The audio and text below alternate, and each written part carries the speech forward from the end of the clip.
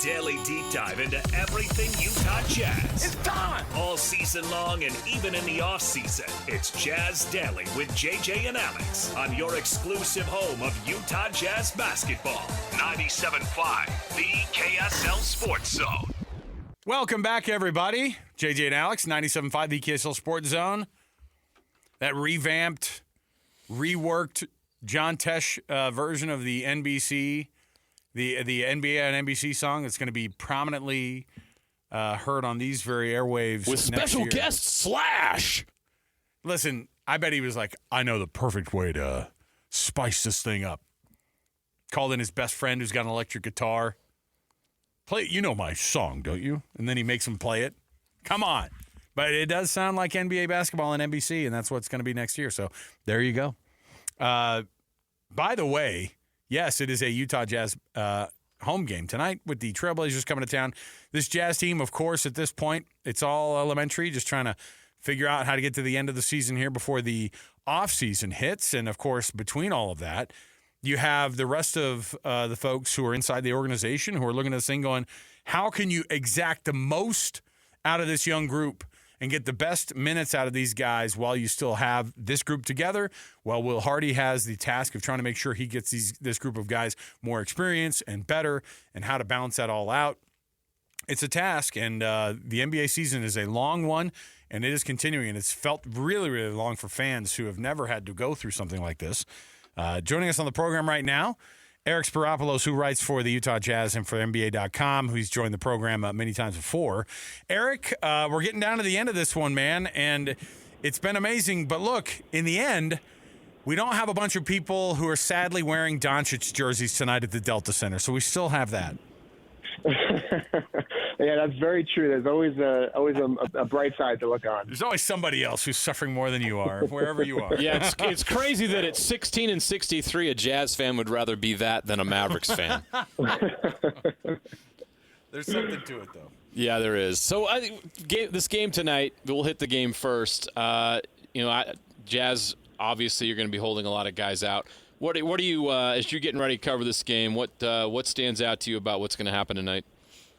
Yeah, I mean, I think you're going to see a lot of young guys get minutes. Unfortunately, Isaiah Collier is going to miss the game due to a hamstring injury. So I think you're going to look for probably a bigger Keontae George performance. He had, his career high the other night in Atlanta and has been playing really well off the bench. And then, guys like Kyle Filipowski, Bryce Sensabaugh, Johnny Juzang.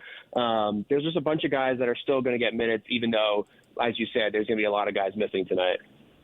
As you kind of break this one down, and obviously there's been a lot of games of, okay, well, we'll see what we can get out of this young group. We'll see what you can get out of some of these guys. What's Will Hardy's kind of theme right now? Is he's not just because these guys aren't just trying to get through the season when you're the head coach or you're the front office. It's not just about that, because Will Hardy has been set on being like, no, I have a charge, and I'm going to stay with this all the time. What are the principles guiding him in the last handful of games here, the last part of the season?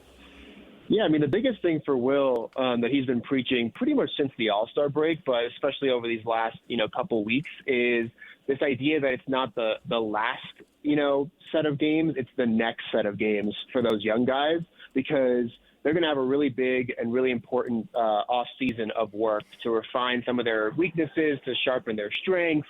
And so he's basically preaching that it's not just about, getting to the final game and finishing out the season. It's about building momentum in these final games to then hit the ground running when the season ends, as you start that off-season work into next year. So if you're a longtime Jazz fan, tonight's a special night at the arena because they're going to honor PA announcer Dan Roberts, who's been with this team from the very beginning. What an incredible career. What are some of the things the Jazz are going to be doing tonight to honor Dan Roberts, who I can't imagine a Jazz game without his voice? Yeah, it's definitely going to be an emotional night. It's going to be a really special night, a great kind of celebration planned. I know they have a few activations on the concourse in the arena where fans can write thank you cards to Dan. I think they're going to play 2 tribute videos during the game, and I think they're going to give him some kind of dedication, I think, at the end of the game as well. Obviously, he's going to work Friday's game, and I think there's an additional tribute piece planned, but most of the stuff will happen tonight because Friday's game is fan appreciation night.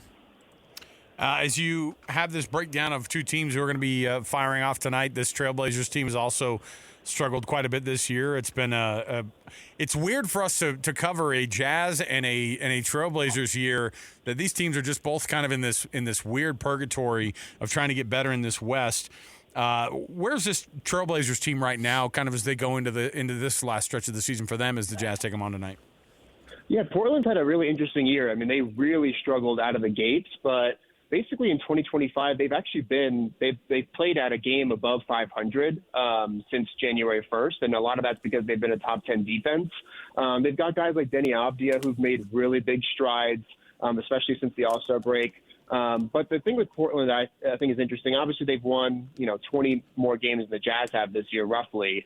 But they're still in a space, I think, that they're still searching for that lead guy, that unquestioned creator who can really take them to the next level. And given where they are in the standings, in the lottery standings, it's not necessarily clear where they're going to get that guy. But they do obviously have a lot of young pieces like the Jazz.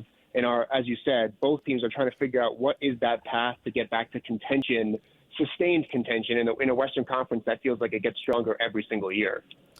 Well, Jazz fans are probably more interested in the playoff situation right now than where the Jazz are at with wins and losses, which is understandable. And it's pretty wild if you look at the conference standings and you look at the playoffs. Almost everything outside of Oklahoma City at number one is undecided in the West. You have 2 games separating 3rd through 8th. This is pretty wild. I don't remember a race this tight. Anything can happen in the West this year. And then you're looking at first-round playoff matchups. They're going to be unbelievable. What does this tight pack in the West mean for what the playoffs could be like? Yeah, I mean, I think like you said, it's hard to imagine or think of another scenario where it's been this closely contested, and a lot of these, the slight adjustment in seeding can make a huge difference for some of these teams in terms of matchups. I mean, you've got a Rockets squad that has been really, really good and I think is really dangerous sitting at that 2 seed, but they're also relatively unproven in the playoffs. And so if you're one of these veteran teams like a Clippers or Timberwolves or Lakers, is there a scenario where you can match up with Houston in the first round and maybe have that experience advantage? Obviously, I think most teams will probably try and avoid OKC if they can, just given the kind of season that the Thunder have had.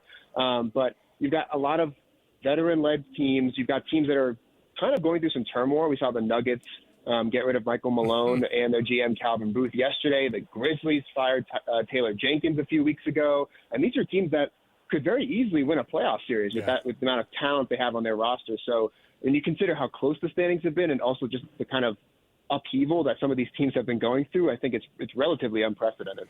Well, I was going to ask you about that because, the Taylor Jenkins firing, I think we all looked at and went, oh, okay, well, whatever. I mean, I guess they've, but that's also a team that last year had, a lot of struggles, but they also didn't have their superstar on the court. Obviously, the Nuggets wanted to get rid of Mike Malone at some point way before even probably right now. It was just the worst timing on the planet. But how on earth does the NBA, and because it's not just the Denver Nuggets that do this type of thing now, I think you're going to see a lot of guys who've had success at really decent teams that get fired, and we've seen it happen more and more. It's like you win a championship or you win the Coach of the Year. That's not going to get you anything in the NBA. You'll get fired in 2 seasons. We've seen that a lot. Why is that the case in the NBA? Yeah, it's really interesting. It is definitely kind of a new trend. I think in the past you would never really see teams fire coaches that have been successful, obviously winning a championship, or even just successful in terms of winning a bunch of regular season games and the occasional playoff series over the years. I mean, I think a lot of it is I think coming down to, ownership level, or depending on what happens, front office level, just kind of either believing more in the roster. Obviously, sometimes there are kind of disgruntled star players that kind of make their voices heard about not liking a style of play or just, not getting along with the coach. I think you're seeing teams, front offices, ownership being a little bit more willing to kind of take a risk and kind of bet on the roster and bet on their ability to find another head coach for most scenarios that can either replicate some kind of success with more synergy or take a team to another level. But I do agree that it's very hard to understand. I think, people have asked coaches around the league since both the Jenkins and Malone news came out, and, coaches around the league are just kind of dumbfounded that, that kind of level of success still doesn't prevent you from losing your job. We were just talking about the West before during the break. JJ and I were going, I don't know if the West is amazing and just the parity is just so crazy, or if it's just a bad year for this Western Conference. It's certainly a weird year. Who the heck is the second best team in the West right now? That is a fantastic question, because I really do think that a healthy Nuggets squad that maybe wasn't going through turmoil would be my pick for that, because I do think they have Nikola Jokic, who I think is the best player in the NBA. I think Houston, I think their defense is great. I think they just don't have enough offense in the playoffs to consistently make it, to the West Finals or even out of the West. The Lakers are another team where it's like they have LeBron James and Luka Doncic, and they've got some shooters. That Austin Reeves has been great, but do they really have enough front court depth? And can LeBron, really push it at age 40 for an entire playoffs? And then I think the teams below them have, a few too many question marks. Memphis, we talked about. The Clippers, are you really going to be able to get Kawhi Leonard healthy for more than a few games at a time in the playoffs? So I think if I was put on the spot, which I am right now, I think I'm still going to choose the Nuggets, almost solely because of the belief in Jokic. But if they're not healthy, or the turmoil that they're going through is too much to overcome, then I think I might have to maybe just go with Houston and bank on that youth and that potential to actually, come to fruition. How serious should we take the Houston Rockets? They're 4 games ahead of the Lakers for second. I think you're exactly right. I think a lot of teams would rather play the Rockets in the first round than the Lakers, which is crazy to think. But should we take the Rockets more serious than we are? I think so. I do think there are quite a few people that are like really, really, really overlooking them. And I get why they struggle to score, especially in the half court, which is when you have to really do that in the playoffs. But they do have a really elite defense. I think Ime Udoka is a great coach. And they do have a lot of youth and athleticism that, while it is relatively unproven, that could, sometimes that might not, be a barrier for a team to have success. Like the old OKC team that had the Harden, Durant, Westbrook trio. I mean, they were really, really young when they, broke out in the Western Conference. And so depending on the matchup, there's a scenario where they can use their defense. They're the best offensive rebounding team in the league. They can use that formula, I think, to win a first-round series. And then in the second round, it depends on the matchup. But I do think they should be taken seriously. I don't think I would pick them to make the conference finals, but I do think they have a potential to do that, given the defense and the coaching and just the youth and athleticism on the roster. Eric Spyropoulos, he covers the Utah Jazz. You can see his byline at the NBA.com website with the Utah Jazz, and get the breakdowns there. And with the amount of outs that are tonight in this injury report, it's going to be a lot to take in. But Eric, we appreciate you joining us as always all season long. It's been really, really good to get these breakdowns, man. We appreciate it. Awesome, man. Thanks for having me. There you go.